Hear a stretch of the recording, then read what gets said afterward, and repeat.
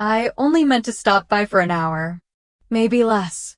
Just long enough to scan a few insurance forms for Dad. He said they had to be submitted before the weekend, and Mason was tied up with the twin soccer camp. So I said sure, no problem. It was Thursday morning, warm already, cicadas humming like static in the air. I hadn't been back to the house in a while. Same brick siding, same creaky gate. The azaleas out front needed trimming, but otherwise it looked untouched, like it had hit pause the day I moved out. Inside, the dining table was covered in stacks of envelopes, folders, and receipts. Dad had cleared a corner for the scanner, which hummed softly beside his half-drunk mug of instant coffee. The place smelled like cinnamon and printer ink.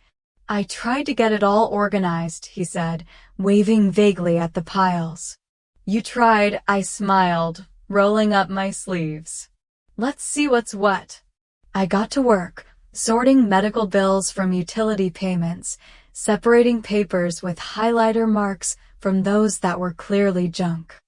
I didn't expect to find anything that wasn't, frankly, boring. But then my fingers brushed the edge of a thick cream-colored folder, its tab labeled in Dad's unmistakable handwriting, estate plan, final. Something about the word final made my chest tighten. Hey Dad, I said casually, holding it up. Want me to scan this too? He glanced over his reading glasses. Oh, no. That one's fine. Already handled. I opened it anyway. Slowly. Inside were 6 neatly clipped pages.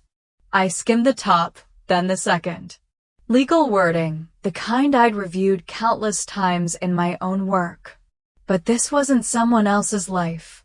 This was ours. My parents. Mine. Mason's. The part that stood out wasn't what was written, but what wasn't. Mason Rivers is to inherit the entirety of the estate, including the house, bank holdings, and insurance policies. Danielle Rivers is acknowledged with gratitude. That was it. No mention of the furnace I'd paid for in cash one November when the old one finally gave out. No line about the physical therapy I'd covered when Dad's back surgery bills started piling up. Not even a sentence about the modest index fund I opened in their name after they lost big in the 2018 crash. I stared at the words. Not angry, just still. Dad came around the table, holding a post-it note like it mattered more than what I was reading. Danny, he said gently, that's not a reflection on how we feel. You've always done well. We figured you'd understand. I looked up at him. His eyes were kind. They always were. But that didn't mean they always saw. Is this how it is? I asked softly. He paused. We just thought. Mason could use the help more. You've got your own place, your job. He's juggling a lot. I nodded. Not because I agreed, but because I didn't trust my voice to say anything else. The folder sat open on the table, still facing me. I didn't need to read it again. I left it there, untouched. I gathered the forms I'd finished scanning, stacked them neatly, and closed my laptop. I should head out, I said. Dad started to say something, then stopped. Thanks for helping, he offered instead. Of course. The screen door made that familiar squeak as I stepped outside. The sun had risen higher, making the porch boards warm under my feet. I didn't rush to the car. I stood for a moment, listening to the distant buzz of a lawnmower, the chirp of a bird I couldn't quite place. Behind me, through the thin kitchen window, I could still hear the scanner running. That folder, final, remained on the table. I left it exactly where I'd found it. The porch swing creaked when I sat down, same one I fixed 2 summers ago when the chain had rusted through and no one else seemed to notice. I bought new hooks, sanded the wood, even repainted it white again, just like Mom liked. She never thanked me out loud, but that weekend she served lemonade in glass jars and sat next to me humming Patsy Cline. That was her way. The air had cooled, soft and slow. Wind chimes clinked above my head, catching the last breath of a warm southern evening. The neighborhood was quiet in that particular way only late summer manages. No more lawnmowers, no kids riding bikes. Just dusk and stillness, and the hum of memories too persistent to ignore. I rested my arms on the porch railing and watched the faint motion of a moth tapping against the porch light. My mind went back, like it always did when I sat out here, to the choices I never really called sacrifices until someone else pointed them out. There was that Boston job. A firm had offered me the role after grad school. Better salary, better title, better everything. I said no, told people I wasn't ready to leave home yet, but really, I knew Mom needed someone to help with the medical bills that winter. Mason had just gotten engaged. Dad was half retired and trying to make sense of Medicare. I stayed, signed a local offer, and started buying groceries on my own dime. And then I just kept doing it. I picked up the dentist bills, paid the lawn crew when Dad's knee gave out, replaced the fridge when it finally wheezed its last breath one July afternoon. No one asked, but no one stopped me either. At some point, being the strong one stopped feeling like pride and started feeling like a quiet burden I wasn't allowed to put down. The thing is, they never told me I had to do any of it, but they never told me I didn't, either. That was the trick of it. The family didn't make demands. They wrapped them in affection, in soft guilt and loaded silences. Oh honey, you're just always so capable. You've always had such a good head on your shoulders. We don't know what we'd do without you. And then, they wouldn't even try to imagine a world where they had to. I remember one Christmas clearer than most. Mason had just turned 19. He got a brand new CD player, wrapped with 2 discs inside. He unboxed it like a kid, lit up and grateful. I gave Mom and Dad a $100 Visa gift card, which, at the time, meant cutting back on groceries for a week. When Mom opened it, she smiled and said, "You two are so thoughtful in your own ways. I love you both the same." I hadn't asked to be loved more, but I think maybe I needed it to mean something different. I shifted on the swing, the wood groaning under the movement, and noticed how my hand automatically reached for the chain to test its tension again. Still solid. Still holding. Just like me. The screen door creaked open behind me. Soft footsteps. Mom stepped out, wrapping a pale blue cardigan around her shoulders. Same one she's had for years. The cuffs frayed, a tiny coffee stain near the button. She wore it on mornings she felt tender and evenings she wanted quiet. She didn't say anything at first, just stood there, eyes on the garden, fingers playing with the hem of her sleeve. That cardigan always made her look smaller than I remembered. She didn't sit at first, just stood there beside the porch column, twisting the sleeve of her pale blue cardigan between 2 fingers. I'd seen that motion 100 times, usually when she was about to say something she wasn't sure how I'd take. Like a nervous tick that acted as a warning. The swing moved slightly beneath me as I shifted. I didn't offer her the spot beside me, and she didn't ask. The sun had slipped lower, casting long shadows across the garden beds. The wind chimes had gone quiet. Mom finally spoke. "Your father told me you saw the folder." I didn't answer. I figured that much was obvious. She glanced down the street, where an old pickup turned the corner and disappeared into someone's driveway. "We didn't mean for you to find out that way. We were going to explain." "You still can," I said, though my voice didn't make it sound like a request. She hesitated, like she was weighing how honest she wanted to be. "Mason, he's been having a hard time, you know that. He's always having a hard time." The words came out before I could stop them, But she didn't flinch. Maybe she'd already said them to herself. Maybe it sounded different coming from me. She finally lowered herself into the chair across from me, the old wicker one that creaked louder than the swing.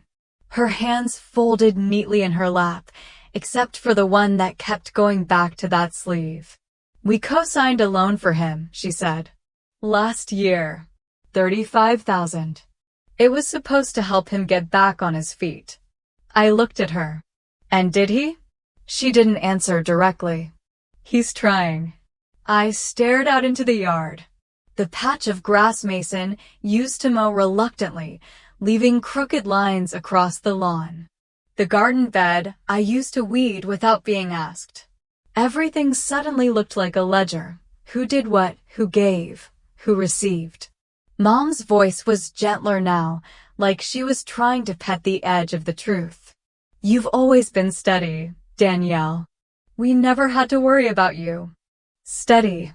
I used to take that word as a compliment. Reliable. Solid. But tonight, it felt like a cage. Like the reason I'd been taken for granted. The reason Mason got the bailout, the inheritance, the quiet assumptions of help, while I got the expectation to understand. "It wasn't about love, was it?" I asked, my voice calm. "It was about owing." She blinked, confused, or pretending to be. I leaned forward just enough to make her meet my eyes. "You didn't choose him because he needed it. You chose him because you already owed it to him." Her lips parted slightly, but nothing came out. The silence between us wasn't angry. It was heavier than that. It was the kind of silence that builds over decades, brick by brick, with every unacknowledged favor, every quiet dismissal, every time someone says, "We just assumed you'd be okay." I stood up, slowly. "I think I'll head home," I said. Mom looked at me then, really looked. There was something in her face, not quite panic, but a shift. Like she sensed something had just been unplugged. And she was right. That night, back in my apartment, I didn't cry. I didn't rant or call a friend or pour a drink. I opened my laptop. First, I canceled the auto pay on their internet bill. Then the grocery subscription I'd been renewing every month without a word. I found the draft of the $529 college fund account I'd been building quietly for Mason's oldest. Never mentioned it to anyone, hadn't even named it yet. I deleted it. I didn't leave a note. Sometimes, the only way to be heard in a family that only notices your presence is to go silent. And sometimes, the first step toward peace is subtraction. I didn't write a goodbye text. I didn't explain. I just stopped. That morning, the kettle on my stove sang softly, steam curling up into the quiet of my apartment. I stirred a spoonful of instant coffee into my chipped mug and sat by the window, watching the city move without me. It was a different kind of silence than the one at my parents' house. This one was earned. Intentional. Their home had been full of noise, dishwashers running, someone always looking for keys, Mason's voice echoing down the hallway like he still lived there full-time. But my space was calm. I hadn't realized how badly I needed quiet until I stopped being the one everyone called to keep things running. For the first few days after I left the folder on the table, there was nothing. No questions, no follow-ups. Maybe they thought I was just busy. Maybe they thought I'd come around the way I always did. Then, a text from Dad, midweek. "Hey, what's the account number for the water bill again?" I stared at the screen. My thumb hovered over the reply bubble and then moved to the side. Deleted. 2 days later, Mom chimed in. "Out of those crackers you always bring for Sunday lunch. You remember which store has them? The one with the shelves I used to drive across town to reach." I didn't respond. Not out of anger. Out of clarity. That message wasn't really about crackers. It was a tether, thin, nostalgic, and covered in powdered cheese. But still a tether. By the weekend, Mason finally made his appearance. His message was shorter, lazier. "Don't make this a big deal, Danny." I didn't know what this was, exactly. Boundaries? Breathing room? Refusing to be the family accountant without a title? The big deal had already happened. They just hadn't noticed it when it mattered. A full week passed. I kept to myself. Went to work. Ate dinners in silence. Cleaned out the fridge. Started running again, like I used to before weekends got swallowed up by errands for the house. Then, on a rainy Wednesday, my phone buzzed again. It was Mom. "Sweetheart, mortgage is due Friday. Could you send $3,200 like last quarter? Your dad can't get to the bank in time." That message took longer to read. Not because it was complicated, but because I'd read some version of it before. A dozen times. Quiet assumptions dressed up as polite requests. Family tradition disguised as logistical urgency. I put my coffee down. Typed slowly. "Ask Mason. It's his house now." I sent it before I could talk myself out of it. The little delivered bubble turned blue. 10 minutes later, my phone rang. "Mom." I didn't answer.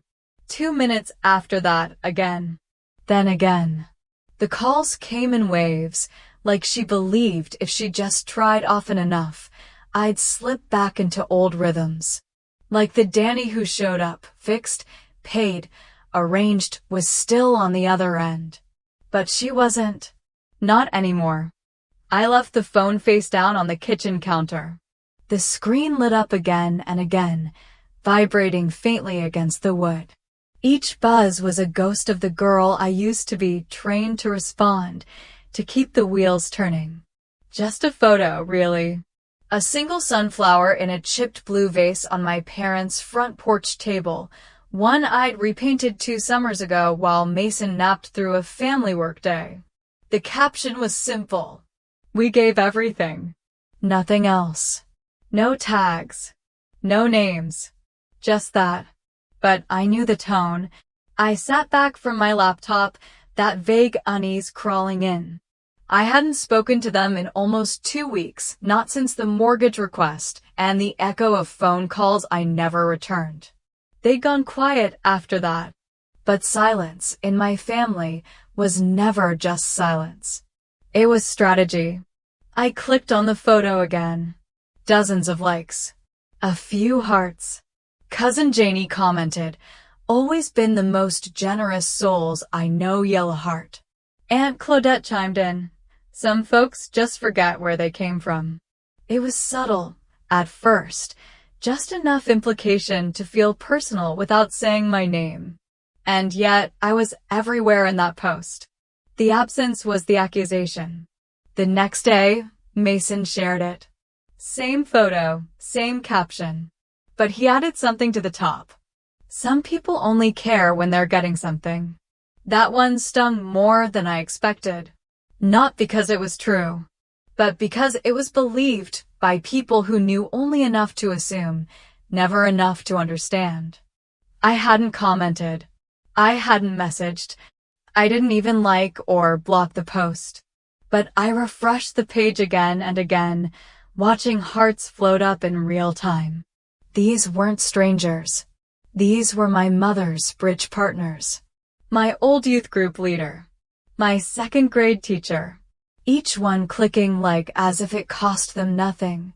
As if it wasn't a brick laid on a false foundation. By Friday, the narrative was growing. One post became a thread. My mom shared a memory from my high school graduation. "We always stood behind our kids, even when it wasn't easy. Hashtag family first, hashtag unconditional love." It was like watching someone write a story I didn't recognize, except I was in it. A shadow version of myself. The ungrateful daughter. The one who left without so much as a thank you. Then came the comments. "Your daughter should be ashamed." That one was from Mrs. Kirkland. She'd brought us peach cobbler every Christmas growing up. I stared at the screen. My hand didn't shake, but something inside me did. Not from anger, from grief. It was like mourning a self I hadn't realized was dying. Because what do you do when your own history gets rewritten in public? When the people who fed you, raised you, now feed others a version of you that's easier to hate. I closed the laptop. The apartment felt unusually still, like the air had thickened. I stood and crossed to the kitchen, ran cold water into a glass, and stared out at the fire escape. Someone below was smoking. The scent drifted up faintly, familiar and unwelcome. I tried to tell myself it didn't matter, that I didn't need their approval, that people who cared about me knew better. But that's the thing about false stories, they don't need to be believed by everyone. Just enough people to make you question your own truth. The next afternoon, a letter arrived. No return address. My name was written in careful, tidy print, pen pressed hard into the envelope, like someone wanted it to be read, not just delivered. I held it in my hand for a long minute before opening it. And somehow I already knew. It wasn't going to be kind. It wasn't addressed to me, but I knew the house number printed at the top. I stared at the envelope sitting on my kitchen table, pale yellow with a red stamp in the corner that read urgent, property status notice. Underneath it, in fine print, was the address I knew as well as my own name. The numbers were bold and unmistakable. For 12, Delaney Drive. The house I grew up in. The house they still lived in. The same house I used to mow the lawn for every Saturday during high school, even after Mason stopped helping because of his back issues. The same one I quietly paid the property tax on twice when Dad said the check was in the mail. The same one I turned down a Boston job for because, at the time, Mom said she couldn't imagine not having someone nearby. I hadn't asked for this envelope. I hadn't opened the door to any conversation. But somehow it had arrived anyway, like truth always does, eventually and inconveniently. I slid the notice out with deliberate slowness. Notice of intent to foreclose, it said at the top in all caps. The rest of the letter was a blur of legal terms, lender names, payment dates missed, total balance owed. But the only number that stuck in my throat was the due amount, $18,640.72. There was no mention of Mason. No copy to my parents. Just this formal, efficient piece of paper mailed from a law office downtown. Cold. Calculated. Unapologetic. I laid the letter flat on the table and reached for my coffee. It had gone cold while I read. The quiet in the apartment felt heavier than usual, like the air had thickened. I thought about that house. I could still picture the wallpaper in the upstairs hallway, little faded flowers that Mom had always said she'd change, but never did. I could still feel the soft give in the third step going upstairs, the one Dad said he'd fix when he had the time. It wasn't the house I missed. It was who I used to be in it. A thought drifted up, uninvited but sharp. You could save it. Again. Just like the furnace. Just like the gutters. Just like when Mason paid $800 to have the maple tree out front chopped down, then bragged at dinner that it was already taken care of. What he didn't know, what they never mentioned, was that the money came from my account. I'd Venmo'd Mom quietly after seeing the quote on the kitchen counter. That tree was older than Mason. It took 2 men and half a day to bring it down. I watched through my car window, engine idling, before driving back to my apartment without ever going inside. They called that being part of the family. I called it managed silence. Now the silence had a notice pinned to it. I picked up a pen and flipped the letter over. The back was blank, smooth, stiff paper that held ink well. Maybe you should have left it to someone who could manage it. I didn't sign it. I didn't fold it. I just set the pen down and stared at the words until they blurred. The weight of it wasn't in the sentence. It was in the fact that I wasn't going to send it. Letting go doesn't always come with shouting or slammed doors. Sometimes it's just the act of not interfering, of letting the consequences settle where they belong. I left the letter out on the table and went about the rest of my day. I watered the plants, ran a load of laundry, checked my work inbox. I let the world spin forward without my correction. Late that night, as I moved the dishes to the sink, my phone lit up. Missed call, Aunt Lori. I stared at the name for a long moment. She never called. Not even for birthdays. The last time we spoke, I was wearing braces and she'd handed me a $20 bill folded into a napkin, whispering not to tell my brother. My cousin Kelly once told me I was the glue that held our family together. She said it right after Mason disappeared for 3 months, between jobs again, and I'd picked up the grocery bills without saying a word.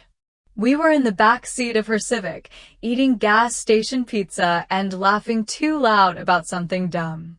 That night, she wiped her eyes and whispered, "Honestly, I don't know how they'd manage without you."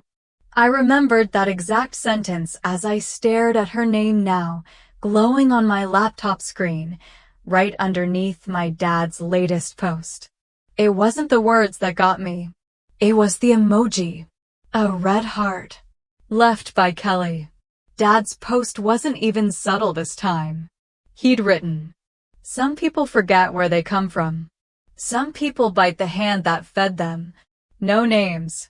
But the image attached a photo of the porch swing I'd repaired, now covered in dead leaves, told the whole story. The comments poured in. "Shame the way kids turn out these days. You two deserve better." Entitled Generation. I read every word. Not out of masochism. Out of disbelief. I searched for anything, any hint that someone questioned the narrative. That someone remembered who used to pick up the extra shifts. That someone had once seen me do more than just exist in the family shadow. But most just clicked like. Or left prayer hands. And Kelly? She didn't write a comment. Didn't ask me privately if I was okay. Just dropped a red heart. Like a tiny, pixelated betrayal. It was late. The apartment was dark except for the pale square of light from my laptop screen. Outside, traffic had slowed. A dog barked somewhere far off and then went quiet. The kind of silence that wraps around you like a coat you didn't realize was wet until it chilled you through. I clicked on Kelly's name. Her profile still had that beach photo of us from 5 years ago, arms slung around each other, sunglasses pushed back, sunburns setting in. We'd argued over who paid for the margaritas, and she'd swiped my card when I got up to use the restroom. We were supposed to be the understanding ones. The ones who rolled their eyes together at family drama, then stayed up too late watching true crime documentaries and talking about whether love was worth the price. Now she was leaving hearts on a post that erased me. I leaned back in my chair, staring at the screen. I didn't cry. I didn't even feel angry. What I felt was something quieter, more final. I'd been erased. Not just by my parents. I'd expected that. Their silence had always been a currency, traded for compliance. But Kelly, she knew me. She knew the version of me that wasn't curated or convenient. And still, she chose a symbol over a sentence. A heart instead of a question. I closed the laptop. The darkness felt heavier now. I didn't turn on the light. I just sat there, hands resting in my lap, feeling like I'd stepped outside my own story. Not abandoned, revised. Maybe that was the part no one warned you about. That the rail break didn't come from being cut off. It came from watching people rewrite the ending without you. I stood and walked to the kitchen for a glass of water. My phone buzzed on the counter. Unknown number. Then again. And then, the screen lit up with a voicemail alert. 10 minutes later, I was seated in the waiting room of my office building, called in early for a team meeting. I hadn't planned on anything dramatic. I wore the same cardigan I always wore on Thursdays, packed the same lunch. I was about to head to the elevator when the receptionist looked up from her desk. "Miss Richardson," she said, blinking. I turned. "Your parents, and a man who says he's your brother. They're here. Downstairs. Tell them I'm not available. And they're not expected." My voice didn't waver when I said it. If anything, it felt too even, like I was reading from a script I'd written long before I ever needed it. The receptionist blinked, her hand still hovering near the desk phone. She glanced toward the glass doors at the front of the office, where 3 familiar silhouettes waited like a framed memory I never asked to revisit. "Are you sure?" she asked quietly, already knowing I was. I nodded. "I'll go down." "But they don't come up." She nodded, hesitated, then turned back to her computer. I could feel her curiosity hanging in the air. She wasn't the type to pry, but we both knew unexpected family visits weren't typical in our quiet, clinical office on a Tuesday morning. I stepped into the elevator and watched the numbers descend. My hands stayed in my pockets. My pulse was steady.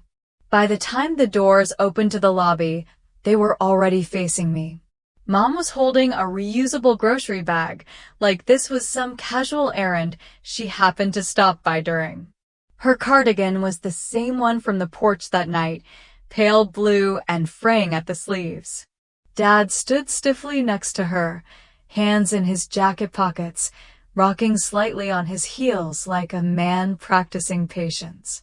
Mason leaned against the wall, arms folded, looking at everything but me. No one moved forward. No one smiled. It was the strangest moment, knowing people who had shaped every early corner of your life, and yet feeling no pull toward them. I didn't say hello. "You've been ignoring our calls," Mom started. Her voice was soft, almost theatrical in its restraint. "You've been rewriting the past," I replied. Dad cleared his throat. "We didn't come to argue." "Good," I said, "because I'm not here to explain anything." Mom's lips parted slightly, like she'd prepared a whole string of gentle guilt and now had nowhere to place it. Mason shifted, finally looking at me. "I didn't ask for this," he said. His voice wasn't defensive, but tired. Like he was stuck in a role he hadn't rehearsed well enough. I took a half step back. "But you took it," I said. "That's enough." He blinked. No retort. Just air between us. I glanced at the bag in Mom's hand. "If you're here for help, it's not available. If you're here for reconciliation, it's not welcome." Dad's expression tightened. "This is your family." "No," I said calmly. "This is a set of people who made a decision. I just chose to believe it." I felt a subtle shift in the room then. Not dramatic, not loud, but real, like air being pulled from a balloon, not with a pop, but a long, quiet hiss. Mom stepped forward slightly. "Can't we talk?" "Privately." "We had years of privacy," I said. "All the times I showed up first. Cleaned up after the messes. Paid bills before you asked. You thought it was loyalty. It was survival." No one spoke. The receptionist behind the desk had gone very still, pretending to read something while her ears clearly caught every syllable. I didn't mind. There was nothing left to protect. "I have a meeting," I added. "Please don't come back here again." Then I turned. Not rushed. Not rude. Just finished. Behind me, the automatic glass doors whooshed closed, sealing the cold air back outside. I didn't look back, but I knew exactly what they looked like standing there. 3 people in the middle of a quiet commercial street, under a blue Tennessee sky, finally realizing what I'd known for a long time. There's no turning back when the person you always counted on stops waiting at the door. I passed the old oak tree, the one I paid to have trimmed. Its branches hung lower now, like everything else. It was one of those wandering afternoons, the kind where the weather can't decide if it's warm or just pretending. I didn't plan to drive by the old neighborhood, but my hands seemed to turn the wheel on their own, out of some old habit that hadn't quite died. The house came into view slowly. From a distance, it still looked familiar. White siding, faded green shutters, that sloped walkway I'd salted every winter. But up close, things started to blur. The grass was too tall. The mailbox leaned slightly forward, like it had given up holding itself upright. And the curtains inside the living room window had lost their color, bleached pale from years of sunlight and probably never changed. And the tree, the same oak that nearly crashed onto the roof during a summer storm 3 years ago, was reaching again. Its limbs stretched low over the gutters, swaying a little in the wind. Some of the smaller branches scraped gently against the side of the house. Mason had once said he'd take care of it. Said it in that offhand way he always did, like words were solutions in themselves. But I'd seen the estimate from the landscaping company crumpled near the trash, and the next morning, I quietly wired the $800 to Mom's account. When the crew arrived, Mason stood outside with his arms folded, telling the neighbors he'd finally gotten around to it. I never corrected the story. I just made sure the roof didn't cave in. Now the tree was back to where it started, wild and heavy and ignored. I pulled over across the street, engine idling. I didn't plan to go in. That part of me was gone. What I wanted was something else, some quiet confirmation that I hadn't imagined at all. That I really did hold the seams together longer than I should have. There were no cars in the driveway. No signs of recent visitors. Just the stillness of something neglected. A woman a few doors down watered her porch plants. She looked up briefly, nodded, then went back to her hose. I wondered if she recognized me. Probably not. Or maybe she did, and like most people in quiet suburbs, chose not to say anything unless it was absolutely necessary. I stayed for a few minutes longer, watching the shadows shift along the lawn. Then I put the car back in gear and drove off, slowly, deliberately. I didn't cry. I didn't feel much at all. Just a slow awareness blooming in my chest. I never got to keep that house. I just kept it from falling down. That was my role. Not the heir. Not the beloved child. Just the scaffolding. The silent support. The uncredited editor in someone else's story. By the time I reached the edge of the neighborhood, my phone started ringing. His name lit up in that familiar gray bubble. No photo saved. Just text on a white screen. I didn't answer. I didn't even swipe to silence it. I let it ring out, 3 times in a row, each one a little more insistent. Whatever they needed now, I wasn't their solution anymore. And they were finally starting to feel it. The transfer request popped up while I was sautéing onions. No greeting. No explanation. Just a number. $3,200. For a moment the kitchen smelled of caramelizing butter and something sharper, maybe resentment warming on the stove with the vegetables. I nudged the pan, let the onions hiss, and wiped my hands on a dish towel before picking up the phone. Under the dollar amount was a note field. Mortgage, urgent. Nothing else. No, please. No, thank you. And certainly no sorry. I set the phone face down on the counter and finished chopping tomatoes. The rhythm of the knife steadied me, sharp, precise, indifferent to guilt. 5 minutes later, a new banner slid across the top of the screen. Mom, we could lose the house if you don't help. I stirred the pasta, listening to the water bubble as if it might answer her for me. I'd spent so many Friday nights in that kitchen, cooking double portions so I could freeze half for them, lasagna, chili, chicken pot pie, things that reheated well and stretched a budget. My freezer now held only single servings. It looked strangely roomy. The phone buzzed again.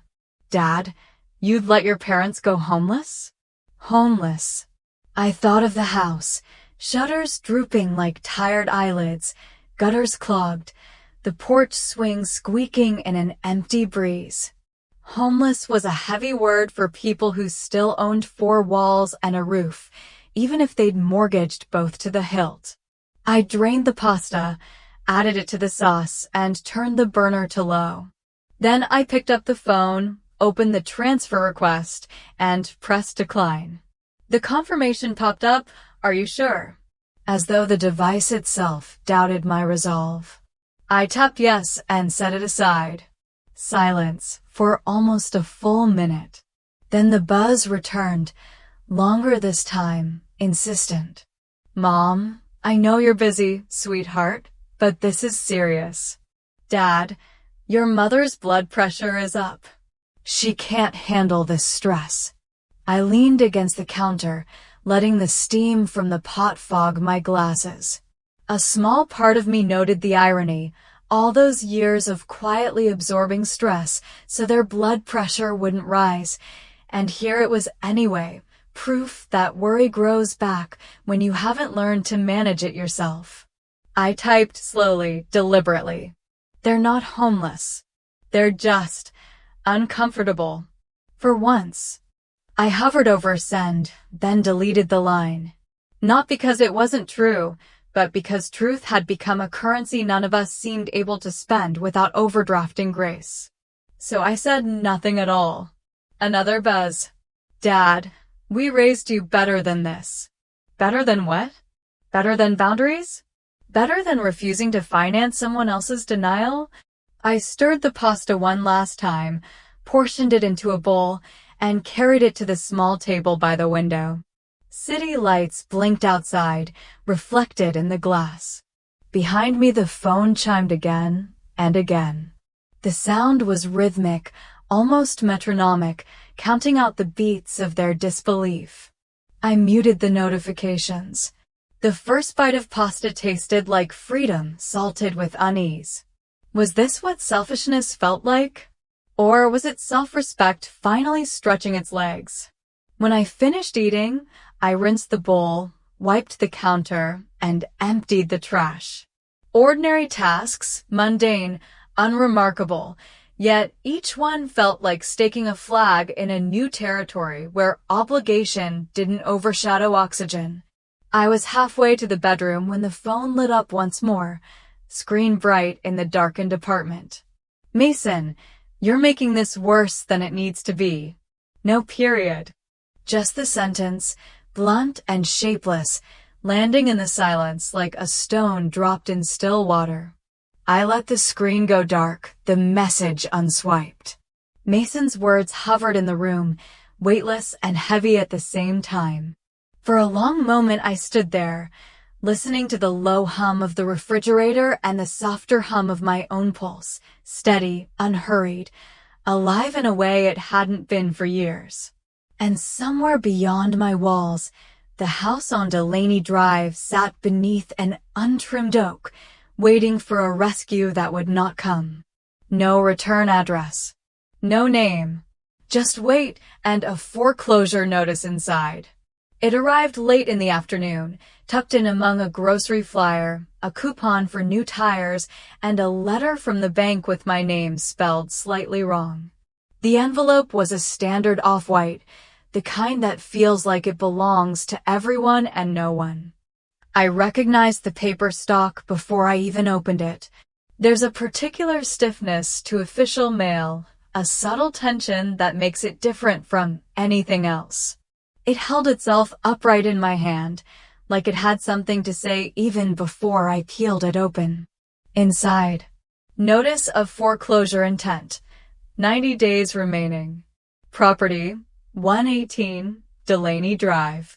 Account, Gerald and Marlene Richardson.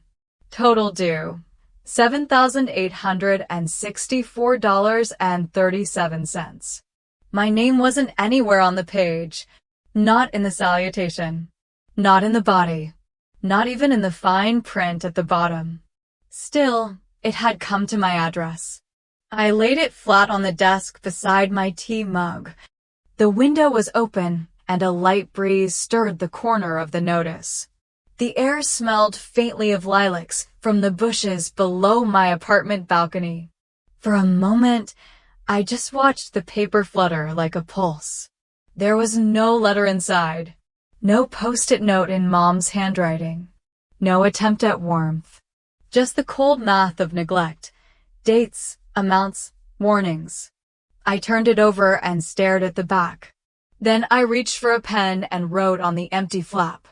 You should have left it to someone who could manage it. The words came out slow and smooth, without rage.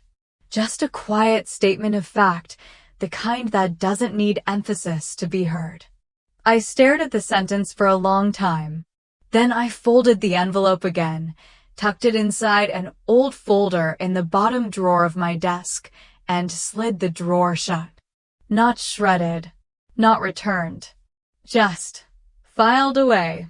Like so many pieces of the past. My phone lit up. Kelly, can we talk? It caught me off guard. Kelly hadn't messaged me since the sunflower post. No hearts, no likes, no shade-throwing subtweets. Just silence. A silence that had grown more painful than the noise. I sat still for a moment, wondering what talk meant. Was she looking for closure? A favor? A side to take? But there was something about her wording, short, simple, unassuming, that made me pause. Not, can we fix this? Not, what happened? Just, can we talk? Sometimes, it's the absence of assumptions that opens the door. I typed back. Sure. When? The typing bubble appeared almost immediately. Then paused. Then came back. Kelly, tomorrow? Coffee? Just us. I exhaled slowly, not realizing I'd been holding my breath. My fingers hovered over the keyboard. For a long time, my thumb circled the send button like a question. I wasn't looking for reconciliation, not even understanding. But maybe, just maybe, I was ready to hear if anyone still remembered who I was before all of this.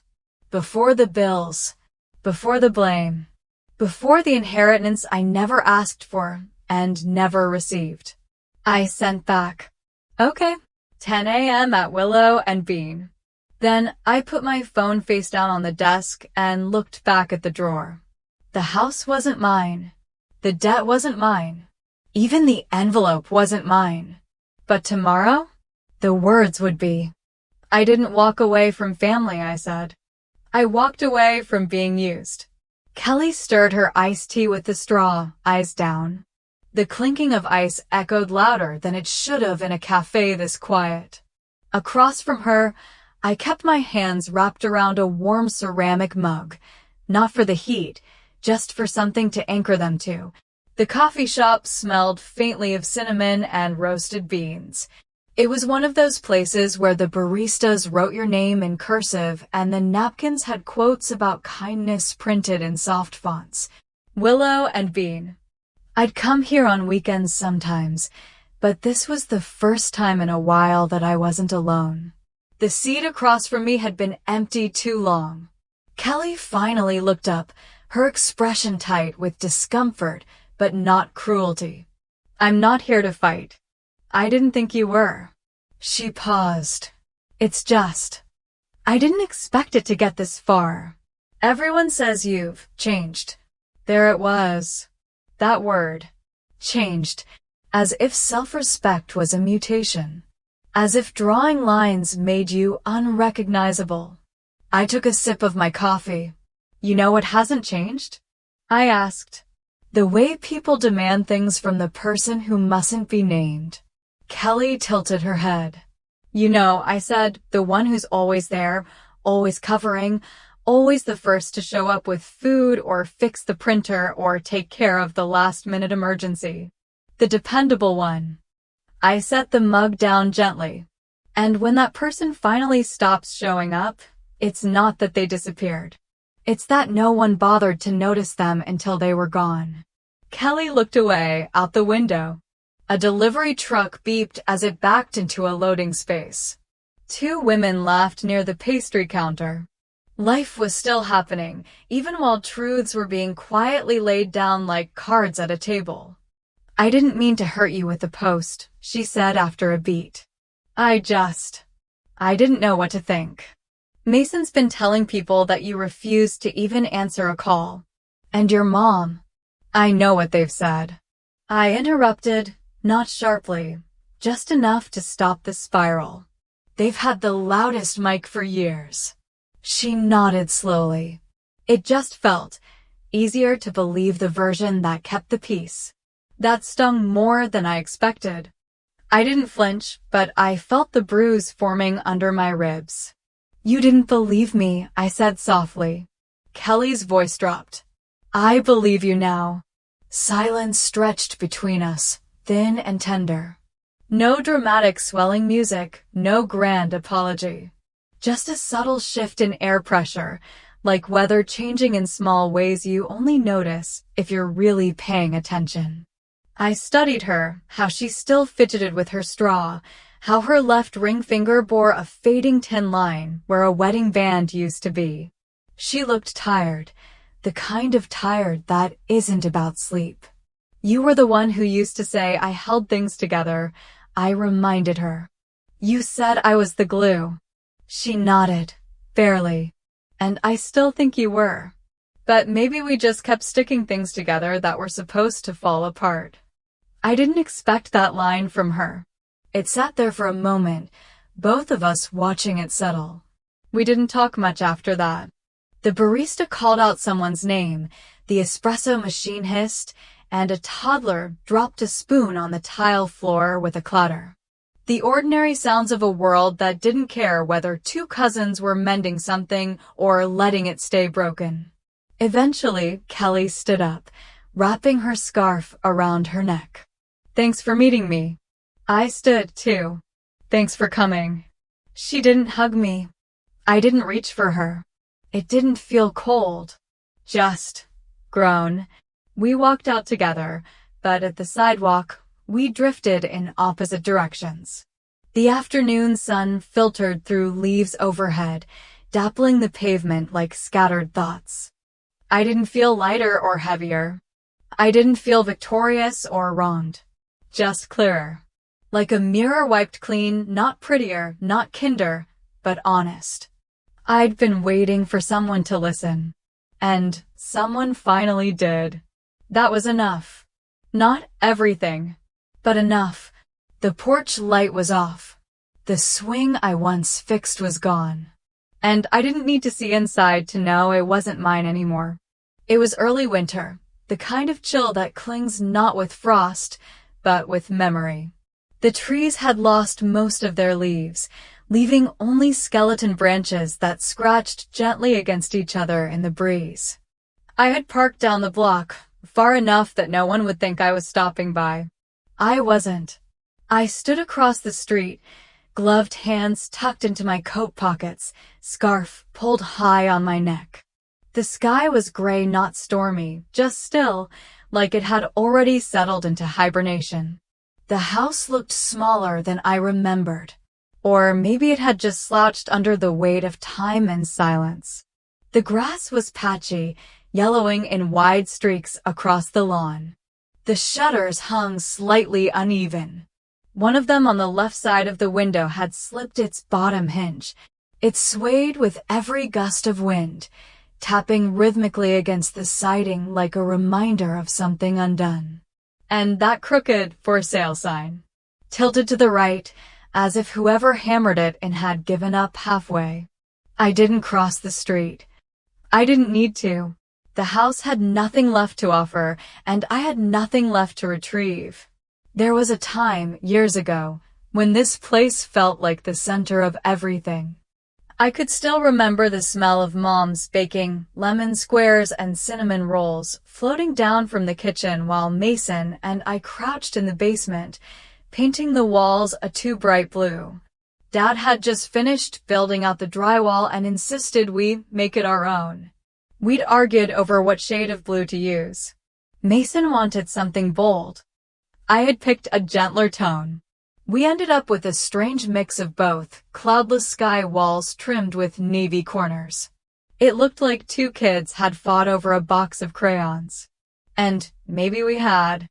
I wondered if the paint was still there beneath the years of dust and neglect. Or if some new owner would one day walk in, scrape away the layers, and find traces of our uneven brushstrokes, side by side. But that house wasn't mine anymore. Truthfully, it never had been. It was a shelter, a task, a responsibility handed to me without name or thanks. I had mowed the lawn, paid the repair bills, covered the winter heating when the oil tank ran low, but not once had I ever been asked, "Do you want to live here?" It was always their house. I just kept it standing. The swing I'd fixed on the porch, replacing the frayed rope, sanding down the splinters, that was gone now too. Only the hooks remained, swaying gently like they missed something. I stood there a little longer, breathing in air that smelled faintly of pine and old smoke from someone's chimney down the road. My breath came out in soft clouds, disappearing quickly into the quiet. No lights turned on inside, no movement behind the windows. Just a closed door and a mailbox tilted slightly open, as if the last message had been pulled out with too much force. It didn't hurt like I thought it would. It didn't feel like a loss. If anything, it felt like a release. "That house never kept me," I whispered, the words forming visibly in the cold. "I kept it, and I've let go." The wind rustled through the brittle bushes along the fence. A loose leaf danced across the pavement, landing near my feet before continuing on without pause. I watched it go, then glanced back once more, not out of longing, but to acknowledge what had been. Then I turned away. And, for the first time, I didn't look back. They kept texting. Mom tried softness. Dad turned cold. Mason just disappeared. The wind brushed softly against the windows that night. My apartment, lit only by the warm glow of a single lamp, felt like a bubble, untouched, sealed off from everything outside. The city hummed in the distance, traffic rolling over pavement like slow-moving waves. But in here, all was still. My phone buzzed once on the table. Then again. I didn't pick it up. A part of me still noticed the pattern. Buzz, pause, buzz, buzz. It had become familiar, this rhythm of their attempts, like someone trying every door handle in a house that was no longer theirs. I finally turned the screen over. The top message read, "Mom, please pick up. We're still your parents." That word "still." As if biology was supposed to override history. As if being parents erased the tally of assumptions, the years of unspoken expectations, the silence when I was tired and carrying too much and still giving more. I swiped the message away. Not cruel. Just done. My journal sat open beside a half-filled mug of tea. I picked up my pen and on a fresh page wrote, "They call it silence. I call it peace." And it really was peace, not triumph, not revenge, not bitterness. Just air, breathing room. A life that didn't require me to answer every unspoken emergency, to show up without being asked and disappear without being thanked. On the shelf above my desk was a manila folder, one I'd created months ago. Monthly family support, grocery, bills, repairs. Medical. I used to update it like clockwork, filling in columns, tracking dates, noting reminders for when the gas bill was due or when Dad's eye appointment needed coverage. Now every row was blank. No entries. No pending payments. No invisible debts pretending to be love. For a second, I imagined printing out that blank sheet and mailing it back to them, just to say, "This is what my life looks like without you in it." But that wasn't necessary. They'd already begun to feel it. That quiet? That stillness they kept texting through? It was the echo of someone they used to rely on. And now she wasn't there. Another message came through. "Dad, if this is about money, fine. We don't need it." Then a follow-up. Asterisk, "We just expected better from you." I almost laughed. Not because it was funny, but because the phrasing was so perfectly hollow. We expected better. But never once had they asked better of themselves. I closed the text thread and opened my email instead. I'd been meaning to go through it all week. Newsletters, updates from nonprofit projects I followed, volunteer opportunities I'd flagged and never circled back to. Near the top was a subject line I didn't recognize. "Seeking project leads with heart and structure. Are you available for a call?" It was from a community housing initiative I'd once donated to, then consulted for, quietly and without fanfare. They remembered. I clicked it open. Inside was a short paragraph thanking me for past contributions, then a proposal. "We're looking to build something lasting. But we need someone who can carry both the blueprint and the compassion. Would you consider leading a pilot?" No one begged. No one demanded. They just saw me and asked. I looked out the window, where the city lights blinked faintly in the fog. My reflection stared back at me, tired, maybe, but steady. I used to think silence meant I was being cut off. But I've learned, silence can be a door you close yourself. Gently, quietly, completely. No, I didn't walk away from family. I walked away from being used. And in the quiet that followed, I finally heard myself. I used to write grocery lists for 3 households. Today, I wrote a list for me. It had blueberries. They weren't on sale. I bought them anyway. Morning light spilled through the kitchen window, cool air threading past the lavender stems I'd tucked in a jar beside the sink. The apartment smelled faintly of coffee and soap and something sweeter I couldn't place. Maybe freedom if it had a scent. I laid my notebook open on the counter. Page after page used to hold reminders. Dad's low-sodium crackers, Mom's arthritis cream, Mason's protein powder when he decided he was getting back in shape. Now the columns were clean. Just blank space and possibility. My list. Blueberries. Oat milk. Fresh basil. 1 plane ticket to Portland, June. A good rain jacket.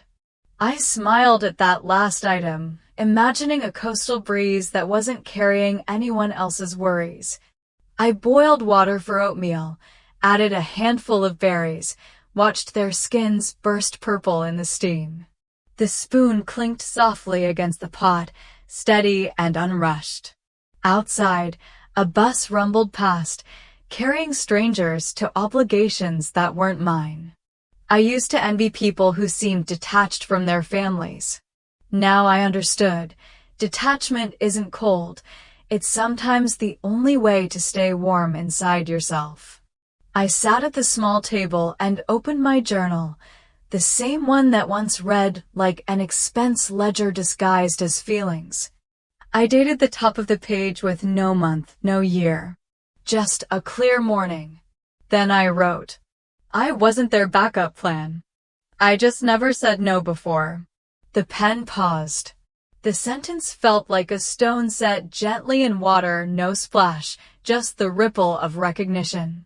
If I hadn't opened that cream folder on the dining table, hadn't seen my name shrunk to gratitude while every tangible thing went to Mason, I might still be carrying it. Still wiring money, Still answering midnight calls about overdue bills. Still patching a roof I never slept under. That thought didn't make me angry. It made me grateful. Grateful for the sudden clarity that comes when a mirror is held too close to ignore. I rinsed my bowl, wiped down the counter, and unrolled a small map I'd ordered online. Oregon coastlines fanned out in soft greens and blues. Places I'd only read about. Cannon Beach, Tillamook, a lighthouse marked with a tiny, hopeful star. A breeze lifted the edge of the map. I weighed it down with a salt shaker, laughing quietly at the image, planning a future trip with the same easy gesture I once used to pin bills for urgent payment. My phone buzzed on the windowsill. I almost ignored it, old reflex, but the caller ID wasn't family. Civic Builders Initiative. The nonprofit from the email. I let it ring twice, breathing in, then answered. Hello, this is Danielle. A warm voice on the other end. Hi, Danielle. This is Grace from CBI. We loved your feedback on the housing proposal last year. We're launching a pilot mentorship program for community project leads, and your name came up more than once. Would you have a few minutes to talk? I glanced at the lavender, the blueberries, the map. My life, all of it, in soft focus, no longer waiting in someone else's margins. I'd love to talk, I said. Grace sounded relieved, like she'd been holding her own breath. Wonderful. We believe your balance of structure and heart is exactly what we need. Structure and heart. Words I'd tried to give my family for years. Maybe they'd finally found a home elsewhere. We set a time for a formal call next week, mid-morning. I hung up and stood by the window, phone still warm in my hand. It's not pride that kept me silent, I whispered to the glass. It was clarity. Outside, the city moved, taxis honking, a cyclist weaving past a delivery van. Inside, the hush felt full, not empty. Purpose hummed in that quiet, waiting to be shaped. I folded the map, slid it into a folder labeled Things for Me, and pinned the call reminder on my corkboard, right where the mortgage alerts used to hang. The lavender swayed as a draft lifted through the open window, carrying the clean smell of cold air and something faintly citrus. Maybe the neighbors had started slicing oranges for breakfast. First blueberries, then basil, then a coastline I'd never seen. I wasn't anyone's backup plan. I was my own itinerary. And the next chapter, whatever it held, would begin with a phone call that asked for my voice, not my silence. The phone buzzed again. I didn't check it. I didn't need to. Sunday morning had unfolded like warm fabric, soft, slow, without corners. The curtains caught the sunlight, just enough to turn the room a pale gold. My apartment, modest and spare, carried the hush of a place that no longer braced for crisis. I moved through it without urgency. No alarms. No lists for others. The kettle whistled low as I poured water over ground beans. The scent of coffee rose like something sacred. I didn't look at my phone, even as it vibrated quietly across the countertop and then went still. Whoever it was could wait. Or not. It didn't matter. For once, my day wasn't a reaction to someone else's need. I opened the window. Cool air slid in gently, stirring the papers on my desk. The lavender I'd replaced yesterday swayed, alive and purple against the windowsill. A couple walked by on the street below, laughing over something I couldn't hear. Somewhere in the distance, a dog barked once, sharp and happy. I sat down at the desk, my mugworm between my hands. The new journal lay before me clean, untouched. No budget, no emergency contacts, no passive reminders of obligation. Just possibility. On the first line, in blue ink, I wrote. This time, I named myself first. I didn't cross it out. Didn't write smaller to make room for someone else's name. I underlined it twice. Then I leaned back and let the words settle, not just on the page, but inside me. For years, I'd been the footnote in other people's stories. The dependable one. The helper. The one who understood. What they never asked was, understood what? That I wasn't supposed to need? That my silence was consent? That my strength was something they could mortgage again and again? I reached for the drawer beneath the desk, the one that used to hold the emergency fund I kept just in case. The folder still sat in the back, same one I'd nearly mailed months ago. The foreclosure notice was tucked inside, along with printed copies of unanswered texts and 2 old grocery lists stained with coffee. I slid the folder to the back and added a note on top. Closed. Not forgotten. I didn't hate them. I didn't even wish them harm. I just finally accepted the truth.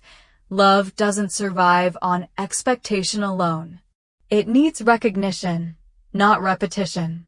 They didn't lose me when they changed the will. They lost me when they believed I'd never walk away. And I had. Not with a slammed door or a declaration. Just with quiet clarity and the refusal to be erased. I took a sip of coffee, letting the bitterness sit on my tongue before it gave way to something round and warm. The kind of flavor you don't notice when you're rushing. The city outside moved forward. Cars hummed. A breeze caught the chimes from the neighbor's balcony. Somewhere, my parents were probably still trying to write me back into the narrative they preferred. One where I was selfish, cold, changed. Let them. I didn't need to rewrite their story. I had mine. If you've ever been written out of your family's story, write your own. And put your name in bold. I'm someone who's lived long enough to know that silence doesn't always mean peace, and being strong doesn't always mean being seen.